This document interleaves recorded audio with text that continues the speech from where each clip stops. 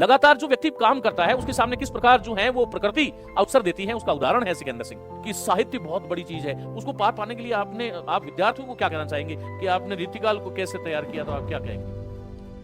भक्ति काल में हमें जीवन जीने की हर तरह की शिक्षाएं मिलती है, संस्कार मिलते हैं, आदर्श मिलते हैं। कि आपके पास पारिवारिक जिम्मेदारियां भी थी, क्योंकि एक सर्वकारी सेवा में पहले से कार्यरत थे, तो उन सबको आपने कैसे मैनेज कैसे किया था? क्या एक स्वस्थ शरीर में ही स्वस्थ मस्तिष्क का निवास होता है। शरीरम माध्यम खलु खलु साधनम।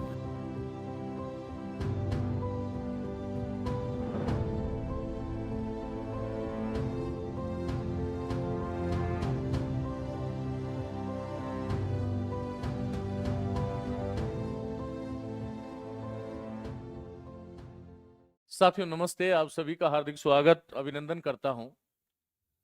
साथियों मैं आज एक ऐसे कर्मवीर से आपको मिलाने जा रहा हूं जिनके निश्चय ही आप विचार सुन करके ये केवल महज औपचारिकता नहीं लगेगी, जहां से आप बहुत कुछ सीख पाएंगे।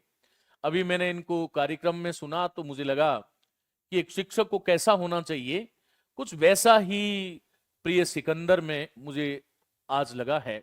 मैं बहुत शुभकामनाएं देता हूं इनकी श्रेष्ठ उपलब्धि के लिए कि आज के इस दौर में जहां पर परिवार की पूरी जिम्मेदारी, जहां पर सामाजिक जो बंधन है उनको निभाने की जिम्मेदारी, क्योंकि पिताजी का देहावसान हो गया जब ये तैयारी कर रहे थे, इस बड़े आघात से उभरते हुए, और साथ में लेवल 1 में सिकंदर सिंह जो हैं वो अभी महात्मा गांधी राजकीय महाविद्यालय रतकुड़िया जो है उसमें अभी कार्यरत है। मित्रों, आप जोधपुर जनपद से आते हैं और तहसील जो है वो पीपाड़ सिटी है, और बिल्कुल किसान परिवार की पृष्ठभूमि, और उसने भाषा में एक नया इतिहास रचा। मैं आपके उज्जवल भविष्य की कामना करता हूं। मेरे जीवन में हमेशा एक संकल्प ये रहा है, वो बहुत सात्विक संकल्प इस रूप में है। मैं ये चाहता हूं कि भारत को भाषा के ऐसे शिक्षक मिले कि हम जो काम कर रहे हैं उस लाइन को और आगे बढ़ाए, और इतनी आगे बढ़ाए कि लोग हमें भूल जाए, और हमारे जो शिष्य हैं वो कहीं ना कहीं इस दौड़ में आगे निकले कि वो संस्कार युक्त शिक्षा और जो शैक्षिक मूल्य जो होते हैं उसका निर्वहन करे। मेरी इस पाठशाला से कुछ इसी प्रकार के शिक्षक जो है वो तैयार हो रहे हैं। खैर, मैं हमेशा आप लोगों से बातचीत करता हूं, मैं बहुत संक्षेप में परिचय दे चुका हूं। सिकंदर सिंह नाम है, अभी लेवल 1 में आप कार्यरत हैं। सरकारी सेवा, पारिवारिक जिम्मेदारियां, सामाजिक सब दायित्वों का निर्वहन करते हुए किस प्रकार इन्होंने सफलता जो अर्जित करी वो कहानी आप सब जानेंगे। लेकिन मैं पहला प्रश्न सिकंदर से ये पूछूंगा कि जब आप पहले से ही प्रथम लेवल में थे, जब सरकारी नौकरी थी, तो फिर आपको क्यों ऐसा महसूस हुआ कि मुझे प्रथम श्रेणी बनना चाहिए? देखिए सर, ये मेरी 5वीं सरकारी सेवा है। बहुत बढ़िया, गुड। इससे पूर्व मेरा जो ये राज्य सेवा में तैयारी का सफर है, ये सन 2013 की एलडीसी भर्ती से शुरू हुआ। उस समय 7,500 पदों की वैकेंसी थी, और वहीं से मेरी पहली रैंक आई थी। 15वीं-16वीं रैंक से मैं चयनित हुआ था। तत्पश्चात वो भर्ती कैंसिल हो गई। 2016 में पुनः एग्जाम हुआ, तब तक 2016 में मेरा नगर पालिका एलडीसी में चयन हो चुका था। उस दौरान, उससे पहले मैंने प्राइवेट स्कूल पहले से ही ज्वाइन कर लिया। तब साथ वालों ने बताया कि आपके पास में ग्रेजुएशन की डिग्री नहीं है और आप एसटीसी कर लीजिए।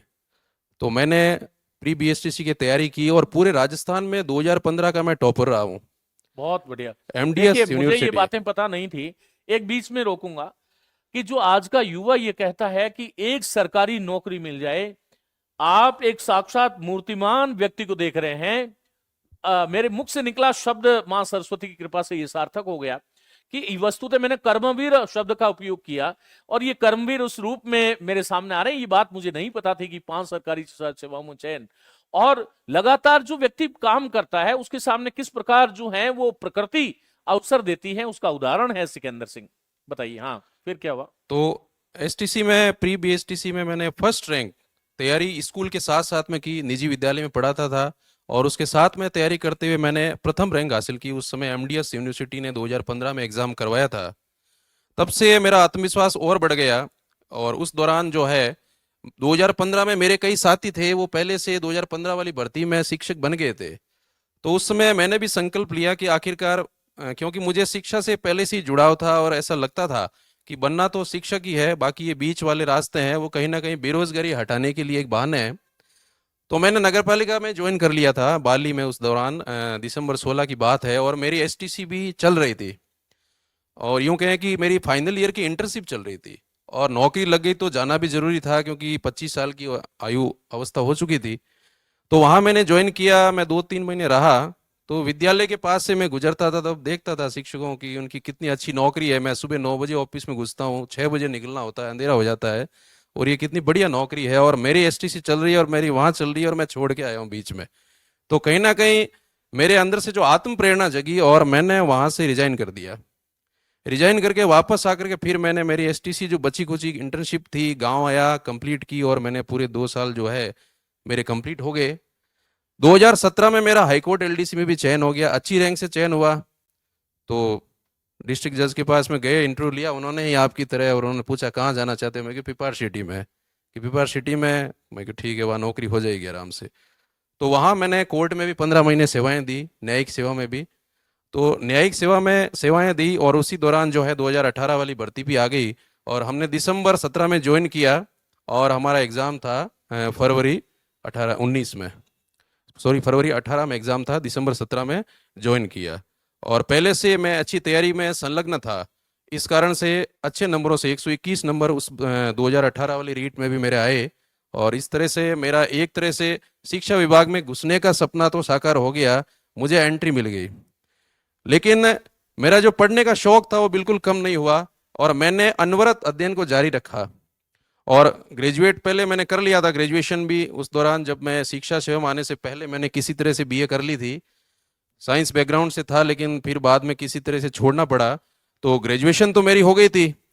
तो मैंने उस समय ही तय कर लिया था कि अब एसटीसी में थर्ड ग्रेड तो लग ही गए, लेकिन अपने को यहाँ रुकना नहीं है।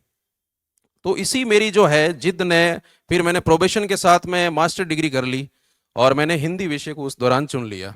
हिस्ट्री और अदर विषय भी थे, लेकिन मैंने हिंदी को ही चुना। शायद माँ हिंदी की सेवा करना ही मेरे भाग्य में लिखा हुआ है, और आप जैसे गुरु से इसी वजह से आज मुखातिब होने का अवसर मिला।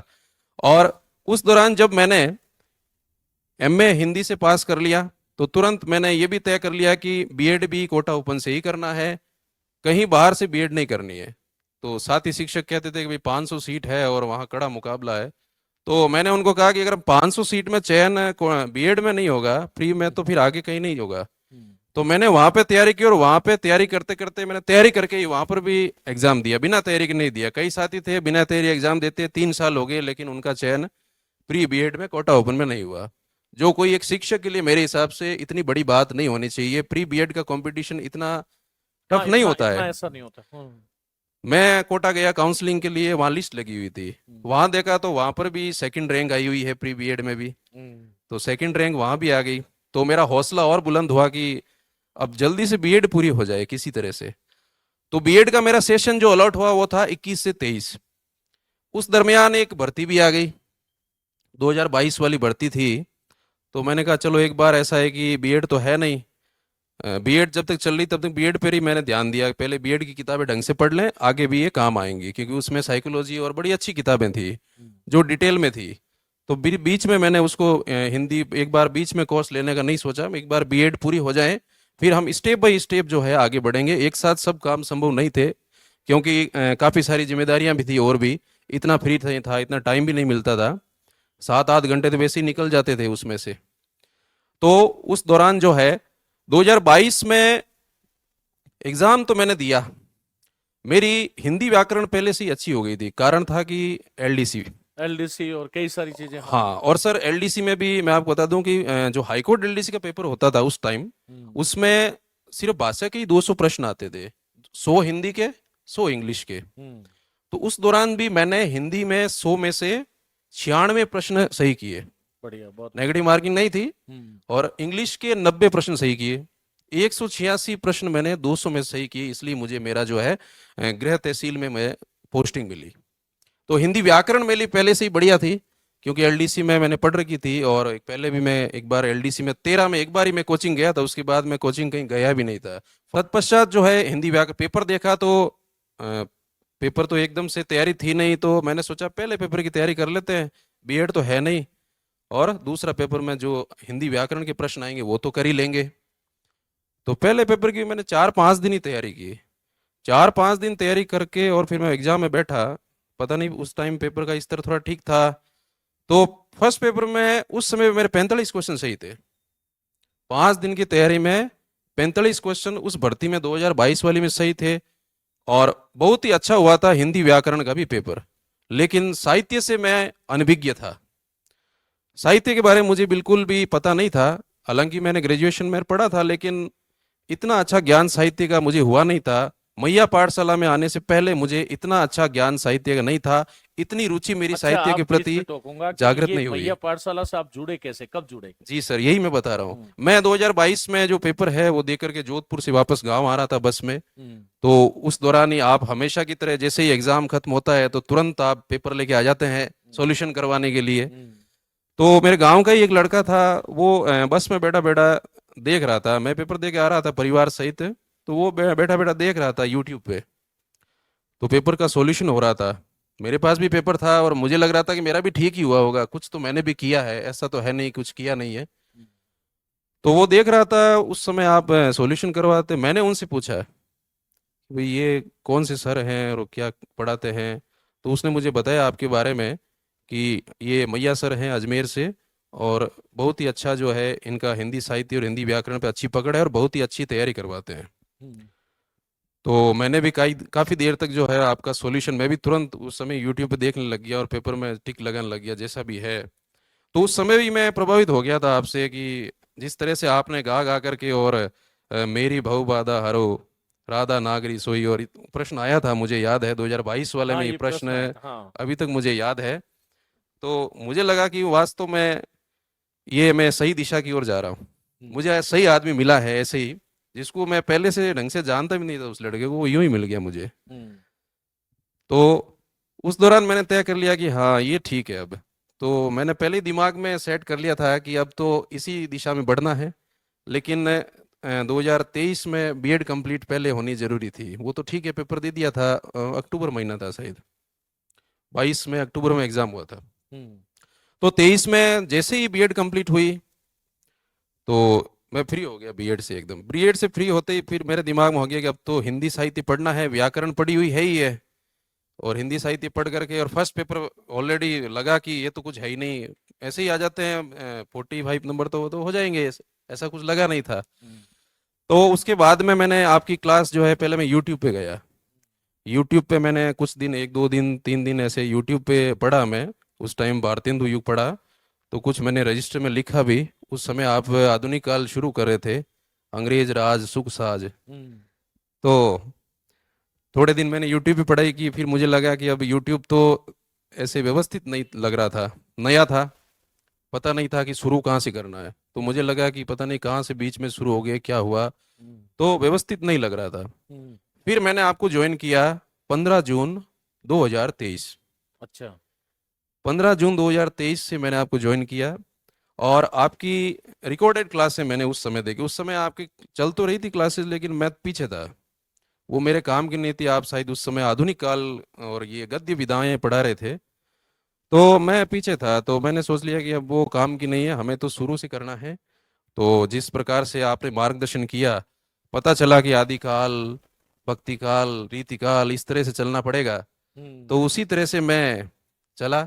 और मैंने आपके वो पहले के सारे रिकॉर्डेड वीडियोस देखे। हम्म। लेकिन मेरे पास में सबसे बड़ी ताकत ये थी कि मेरे पास में पर्याप्त समय था। जब 2023 से मैं तैयारी करने अच्छा, बैठ बीच गया। में एक बात कहूंगा, विद्यार्थी कई बार ये कहते हैं, जी। ये मेरा भी प्रश्न है, शायद मुझे भी कई बार लगता है कि ये सही है या गलत है। विद्यार्थियों को लगता है कि जैसे हिंदी साहित्य है, तो क्या उसको लाइव देखने से ज्यादा फायदा होता है, कोई बहुत अलग वहां पर कुछ होता है, या रिकॉर्डेड देख करके भी आप उसको हृदयंगम कर सकते हैं? ऐसा कुछ नहीं है सर।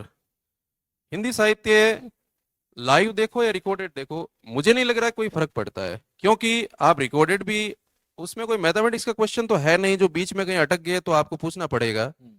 और आपने इतने व्यवस्थित तरीके से हर चीज को समझा रखा है। तो इस सब्जेक्ट में मुझे नहीं लग रहा कि लाइव या रिकॉर्डेड में कोई अंतर ज्यादा है।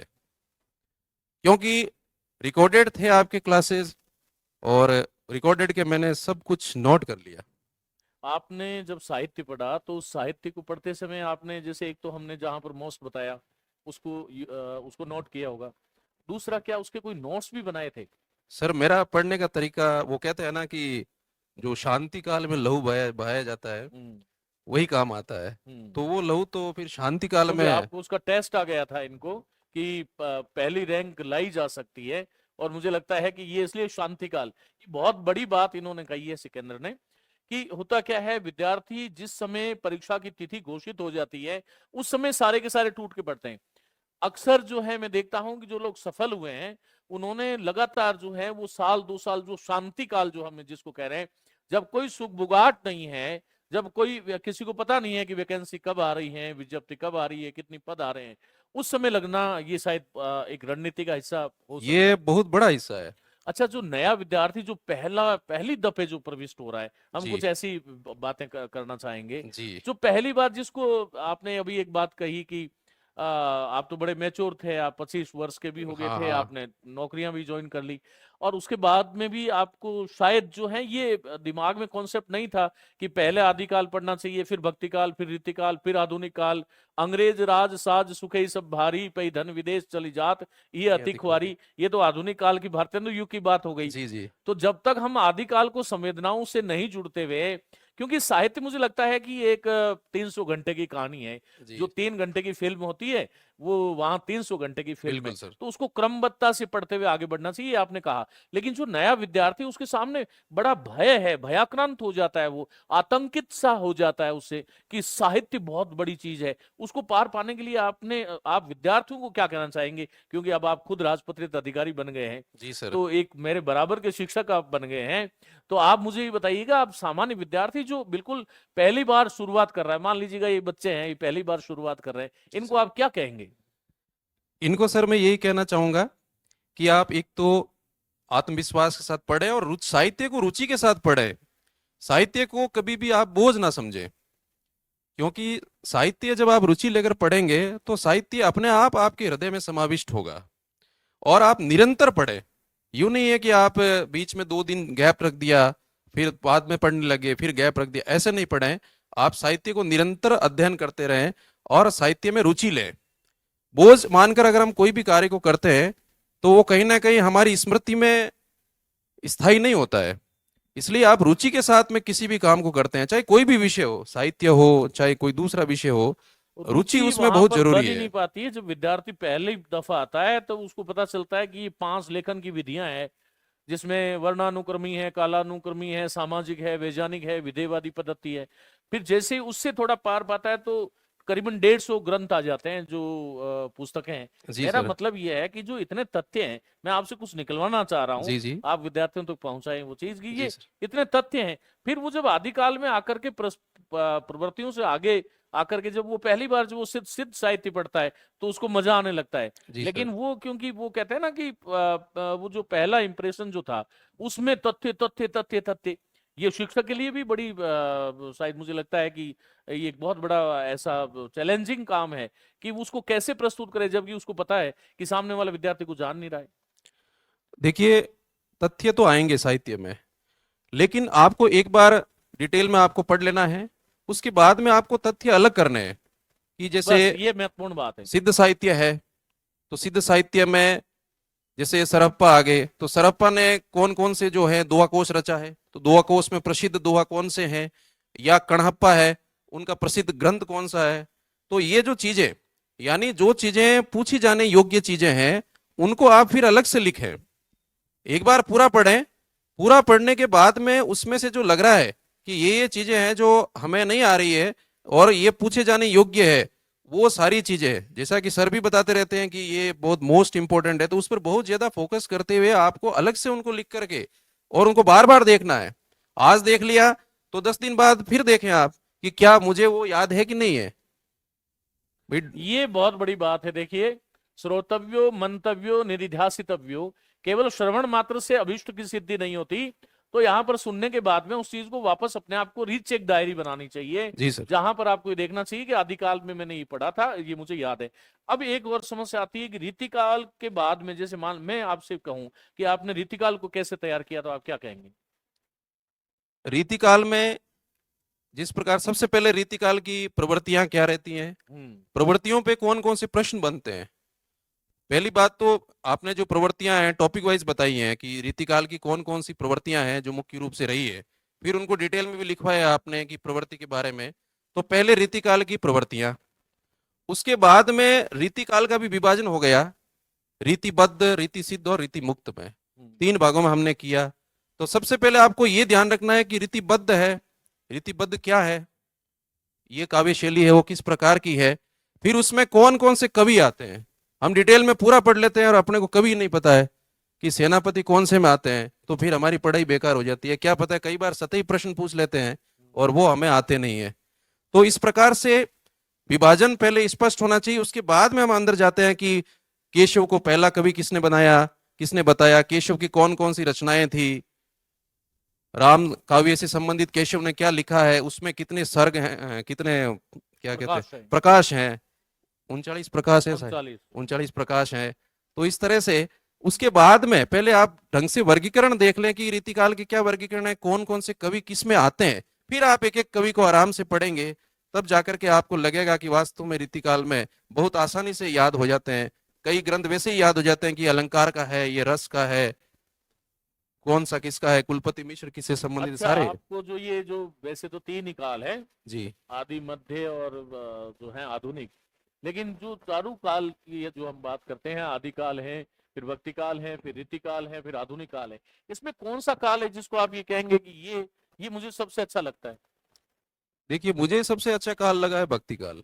भक्ति काल क्यों लगा? जी सर, क्योंकि भक्ति काल में हमें जीवन जीने की हर तरह की शिक्षाएं मिलती है, संस्कार मिलते हैं, आदर्श मिलते हैं और हमें आध्यात्मिक शक्ति भी मिलती है।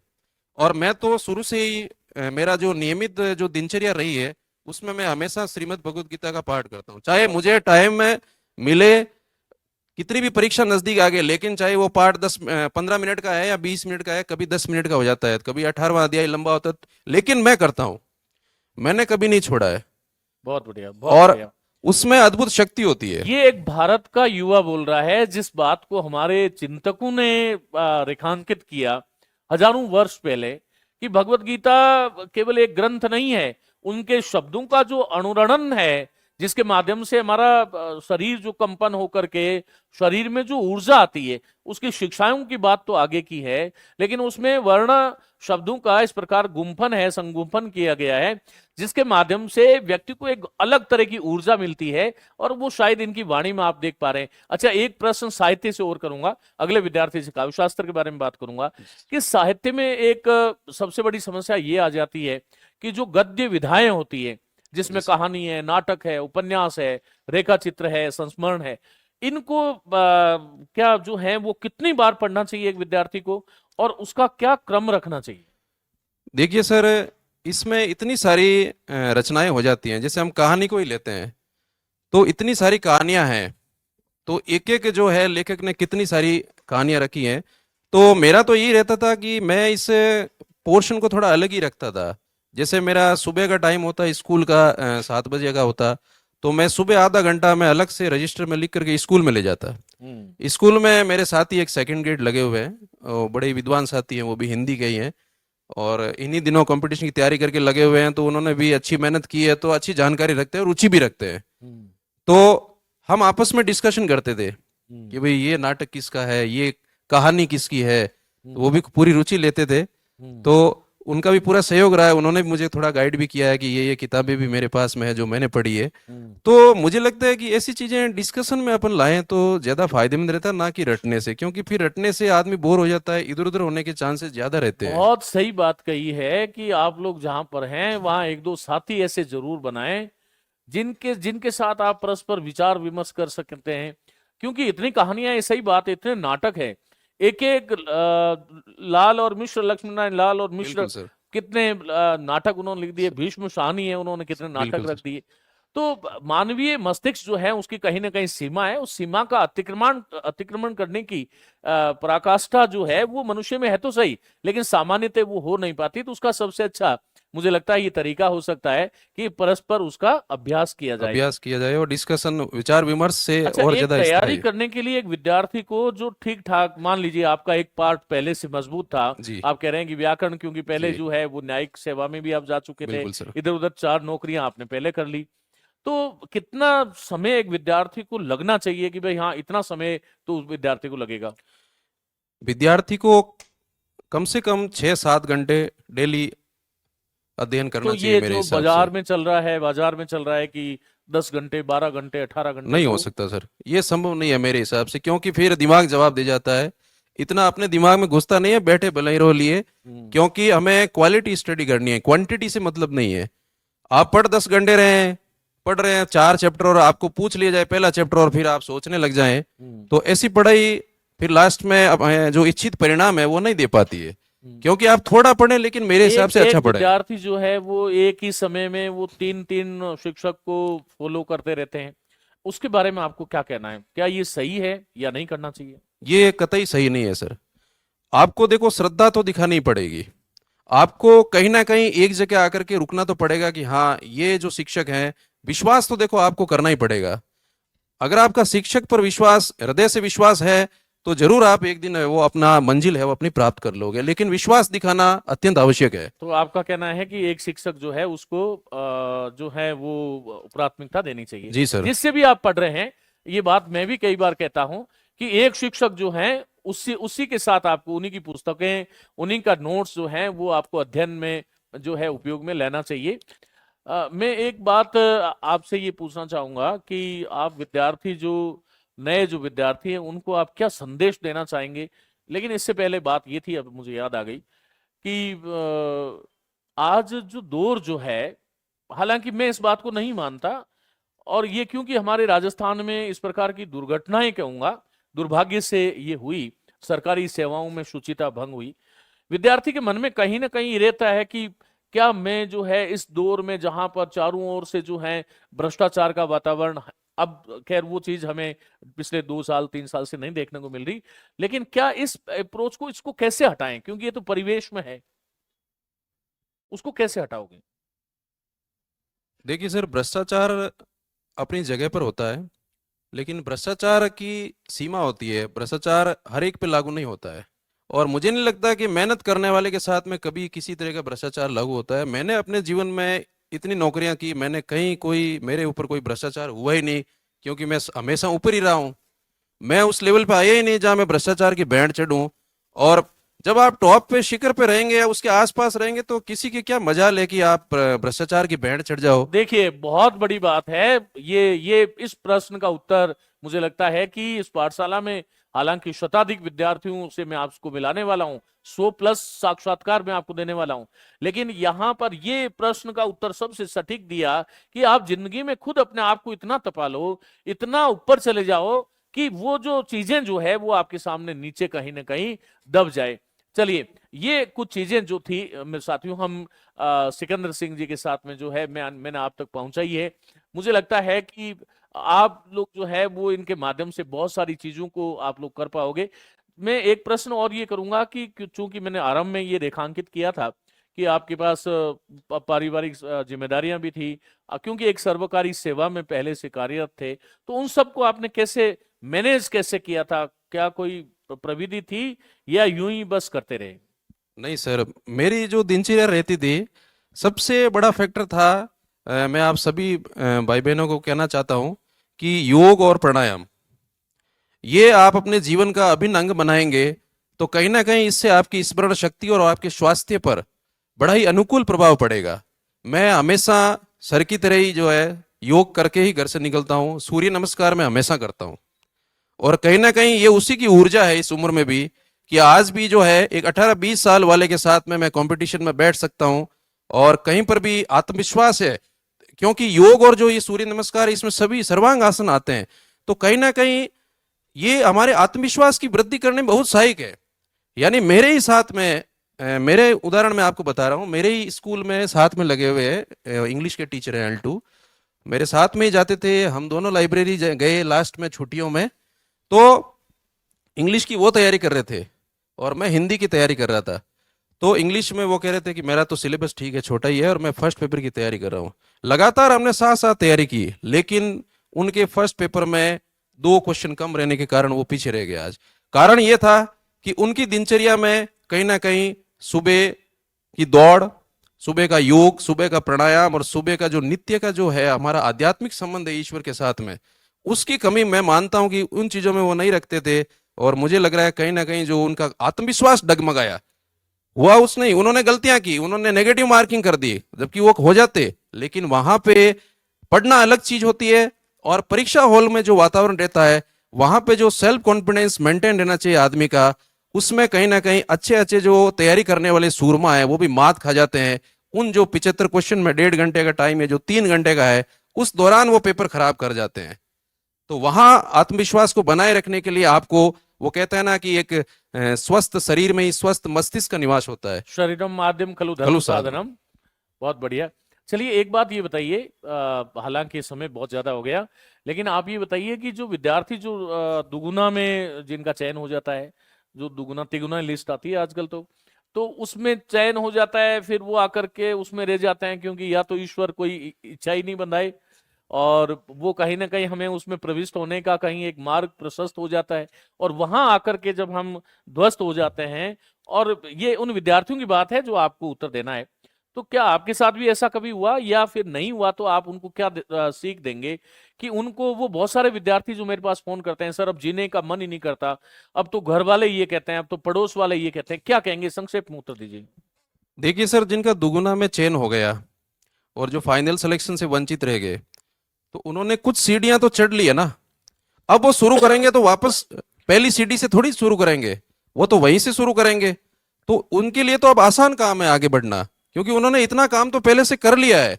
अब खुदा ने खास्ता उनका अगर दुगुना में नहीं हुआ है, तो उनको तो दुगुने आत्मविश्वास से और अच्छी रैंक अब की बार आए, और अब की बार तो पद भी बढ़े हुए हैं, डबल है, तो उनको और ज्यादा आत्मविश्वास के साथ में अपनी तैयारी में संलग्न होना चाहिए।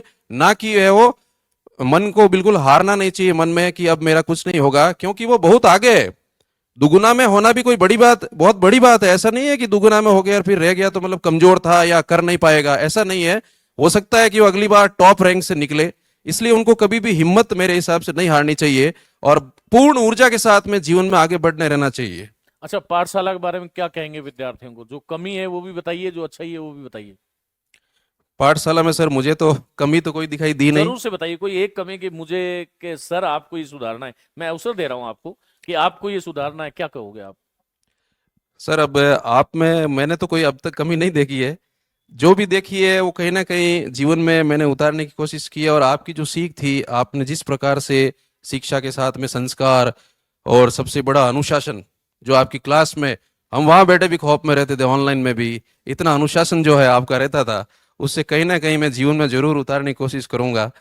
और इसके बारे में अब जितनी भी बातें करें उतनी कम रहेंगी बहुत महिला शुभकामनाएं पाठशाला के साथियों, लिए। इस साक्षात्कार को जरूर से सुनिएगा।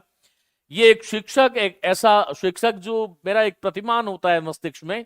ये मैं इसलिए नहीं कह रहा हूं, मैं हजारों बार इस बात को कहता हूं कि जीवन में यदि अध्यात्म नहीं है, केवल सांसारिकता आपके नक्श शिक तक यदि समाहित है, तो आप जीवन में बहुत बड़ी ऊर्जा कलेक्ट नहीं कर सकते। तो इसके लिए आपको जीवन में जितना भौतिक जीवन जरूरी है, उतना आध्यात्मिक जीवन भी। और मैं यहां बैठ करके निश्चय ही जो है, क्योंकि आज सुबह से कार्यक्रम चल रहा है, लेकिन और बहुत सारी चीजें दिमाग में चलती है, लेकिन मैं सिकंदर सिंह के साथ बैठ करके मुझे लग रहा है कि ये साक्षात्कार और आगे चलता रहे। लेकिन कोई बात नहीं, फिर से मिलाऊंगा ऐसे सुयोग्य शिक्षक, हो सकता है कि आने वाले समय में पाठशाला पर आपको पढ़ाते हुए दिखे। मेरी बहुत बहुत शुभकामनाएं, अनंत शुभकामनाएं। धन्यवाद और सर। एक बात हमेशा ये कहूंगा कि जीवन में जो कुछ आपने सीखा है, विद्यार्थी अपनी संतान होते हैं। भले ही ये जो है, हालांकि मेरे से तो बहुत छोटा है, लेकिन जो है भले 30 साल का हो, 35 साल का हो, उससे कोई फर्क नहीं पड़ता। गुरु गुरु ही होता है। गुरु के मन में एक अपने शिष्य के प्रति वह पुत्र और पुत्री वाला भाव होता है, और इस भाव का आप निर्वहन करते हुए अपने जो शिष्य जो आएंगे, और मुझे निश्चय ही ये बड़ी अपेक्षा है आपसे कि आप जीवन में बहुत अच्छा काम करेंगे और जीवन में सदाचरण की शिक्षा आप देंगे। नमस्ते, धन्यवाद, बहुत धन्यवाद बहुत सर। शुभकामनाएं।